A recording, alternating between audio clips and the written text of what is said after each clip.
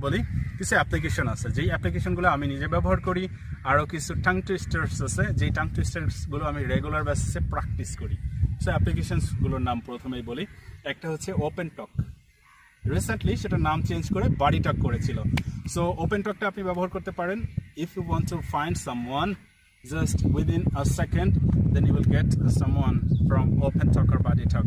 আপনার কোনো পার্টনার নাই, সমস্যা নাই, আপনি ওখানে গিয়ে একজনকে সার্চ করেন, দেখবেন যে একজন বেস্ট পারসন পেয়েছেন যে কিনা আপনার লেভেলের, আপনার জন্য আপনার মতো করেই চেষ্টা করছেন। So you'll get a friend, no problem. আপনি যতক্ষণ মন চায় ততক্ষণ আপনি চেষ্টা করতে পারবেন, কথা বলতে পারবেন। অলরাইট, গেল একটা। দ্বিতীয়ত, আপনার স্পিকিংয়ের বেস্ট হওয়ার জন্য আপনাকে লিসনিং করতে হবে, প্রচুর লিসনিং করতে হবে। একটা কথা খুব কমনলি আছে, good listener can be a good speaker. So to be a great speaker, you have to be a great listener first. So listening এর জন্য আপনি খুব সুন্দর কিছু অ্যাপ্লিকেশনস ব্যবহার করতে পারেন। আমি রিসেন্টলি একটা অ্যাপ্লিকেশন পেয়েছি, যে অ্যাপ্লিকেশনটা খুবই দারুণ, সেটা হচ্ছে পকেট এফএম। ইংরেজিতে এরা নানান ধরনের ড্রামা আপনার কানের ভিতরে ঢুকিয়ে দিবে, সেটা খুব নাটকের মতো, একটা ড্রামার মতো করেই আপনাকে দিবে, উপস্থাপন করবে, সেটা ভিডিও না অডিও।